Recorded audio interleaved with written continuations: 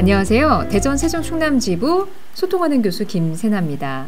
우리 도로에는 지켜야 할 것 중에 교통법규만큼 중요한 것이 있는데요. 바로 교통예절입니다. 그런데 이 교통예절이 때로는 나만 빨리 가고 싶어서 급한 마음에 또는 특정 운전자의 어떤 성향 때문에 지켜지지 않을 때가 있는데요.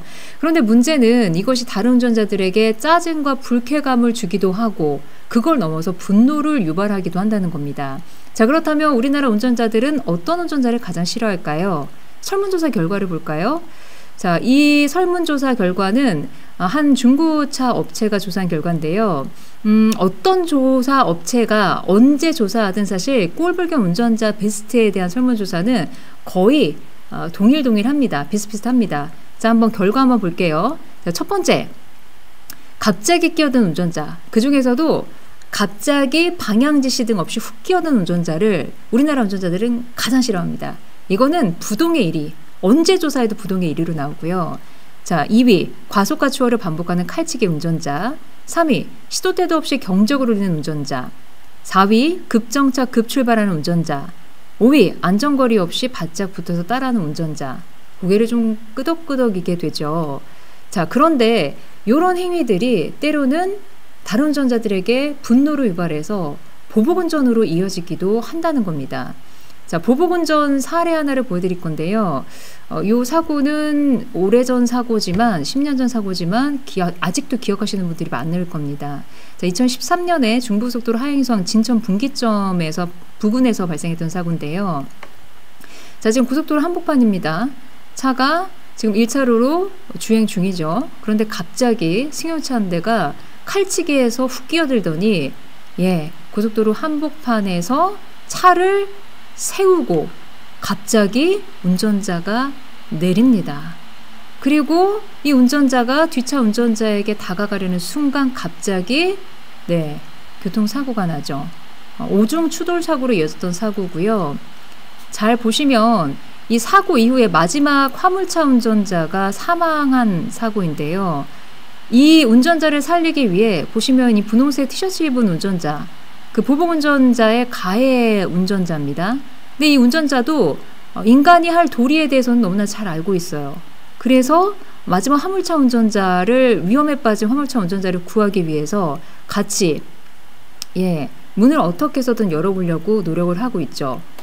자, 이 사고를 좀 애니메이션으로 한눈에 잘 볼 수 있게 구성한 장면인데요.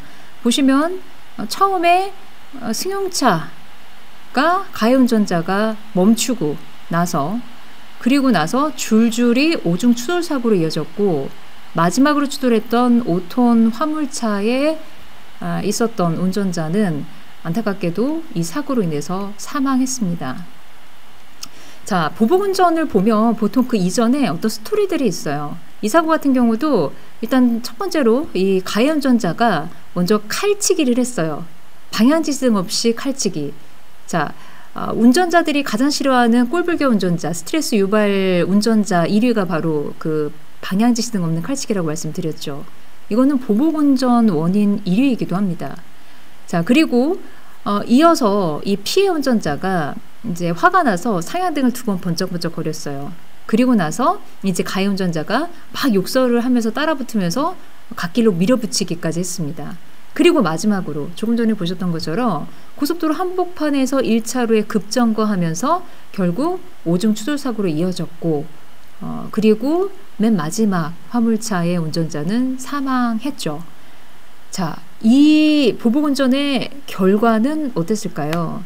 자, 일단 기본적으로 보복운전은 특수범죄가 적용이 됩니다. 그렇기 때문에 처벌도 굉장히 엄한데요.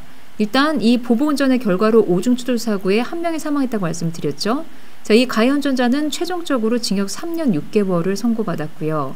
그리고 면허, 행정처분으로는 이제 보복운전자들은 구속되면 면허가 취소됩니다. 그래서 면허 취소까지 된 상태입니다. 자, 보복운전 유형을 좀 살펴봤더니요. 자, 경찰청에서 지난 2016년에 보복운전, 난폭운전에 대한 처벌을 강화했는데 그 시기에 경찰청에서 집계한 보복운전 유형입니다. 자, 보시면 급제동 급감속이 50%, 절반 정도 차지하고 있어요.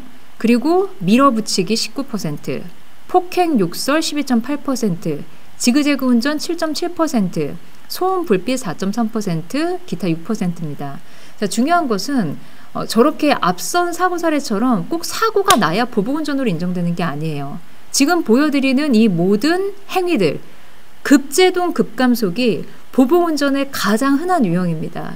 저희 교육생으로 이제 보복운전에서 배려운전반으로 오시는 교육생들도 대부분 거의 급제도 급감속이 보복운전 행위로 인정돼서 사람은 다치지 않고 그 행위만으로도 인정이 돼서 보복운전으로 벌점 100점 받고 오시거든요. 그 밖에 밀어붙이기, 폭행, 욕설, 지그재그 운전, 소음, 불빛이 모두 다 보복운전의 유형에 해당한다는 거죠. 그리고 요즘은 다 블랙박스가 있기 때문에 너무나 선명한 입증할 만한 자료들이 너무나 확실하게 있기 때문에 신고하면 보복운전 행위가 들어가 있으면 보복운전으로 결국 입건이 되는 겁니다. 자, 그런데 중요한 것은 아까 전에 보복운전 전에 어떤 그 행위가 있다고 말씀을 드렸었죠. 그 가해운전자를 화나게 한 행위. 그러나 물론 자동차를 이용해서 누군가를 위협하는 것은 절대적으로 용서받을 수 없는 잘못된 행위입니다만 그 피해 운전자도 어떤 행위를 했다는 거죠. 아까 운전자들이 제일 싫어하는 꼴불견 베스트에 나왔던 그런 행위 유형들이 다른 운전자를 또 화나게 하고, 그리고 중요한 것은 이 통계를 보시면 보복운전 가해 운전자의 피해 경험이 무려 80%에 가까워요. 75.9%. 어떤 상황에서는 가해자가 되기도 하고 어떤 상황에서는 피해자가 되기도 하고, 결국 이 보복운전 가해자와 피해자는 어떤 성향들이 있다는 거예요. 그 성향들이 뭐냐면 좀 공격적이고 이기적인 성향들이 존재한다는 겁니다. 결국 배려하지 않는 마음, 이기적인 마음들이 도로에서 이렇게 때로는 보복운전의 피해자가 되기도 하고 가해자가 되기도 한다는 거죠. 자, 그러나 분노를 행동으로 옮기면 선생님들 분노가 나서 막 어떤 행동을 하면 그 분노가 가라앉나요? 그렇지 않죠. 오히려 더 큰 분노와 함께 그 분노의 행동으로 인한 결과와 책임만 남을 때가 있습니다. 자, 보복운전 그 결과와 책임, 굉장히 피해가 큰 사고로 이어지기도 하고, 나는 그럴 의도가 없었다. 나는 이렇게 뭐 사람을 죽일 의도는 없었다. 다치게 할 의도가 없었다. 다만 화가 나서 한 행동이었다. 보통 이렇게들 많이 말씀하시거든요.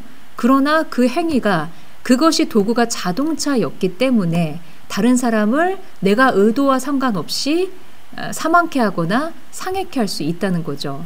자, 그 결과와 책임에 대해서 보복운전 형사처분 한번 어떤지 한번 살펴볼까요? 저희 교육장에 배려운전자반, 그러니까 보복운전으로 입건돼서 배려운전자반으로 오시는 분들 사례 보면 특수협박이 제일 많습니다. 일단은 피해 운전자가 다치거나 뭐 이러지는 않은 상황인 거예요. 다만 아까 앞서서 보복운전 유형에 나왔던 급제동, 고의 급제동, 칼치기 이런 행위가 인정돼서 오시는 거거든요. 자, 형사처벌을 한번 볼까요? 특수협박 7년 이하의 징역 또는 1,000만 원 이하의 벌금이고요.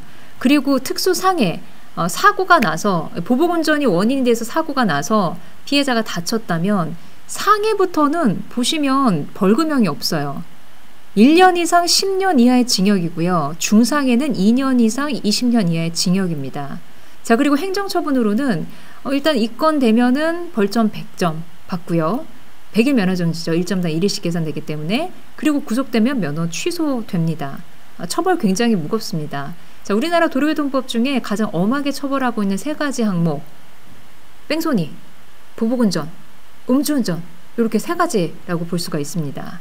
자, 그런데 이런 보복운전, 사실 요것만 잘해도 우리나라에서 발생하는 대부분의 보복운전 막을 수 있대요. 그게 뭘까요? 정답은 바로 의사소통입니다. 어떻게 의사소통해야 될까요? 일단 방향지등 없이 칼치기 하는 게 우리나라 운전자들이 제일 싫어하는 운전 유형이기도 하면서 보복운전의 원인이기도 한다고 말씀을 드렸잖아요. 충분히 나의 진로 변경의 의사를 미리미리 밝혀서 서로 간에 의사소통하는 거. 그리고 2번째, 내가 어떤 조급한 운전 행태로 인해서 다른 운전자에게 불편을 끼쳤다면 미안하다 깜빡깜빡, 이거요. 미안하면 미안하다 깜빡깜빡, 고마우면 고맙다고 깜빡깜빡. 사실은 그런 상황에서 앞차가 미안하다고 깜빡깜빡만 해줬더라도 대부분의 보건조는 막을 수 있다고 해요. 자, 이렇게 적극적인 의사소통,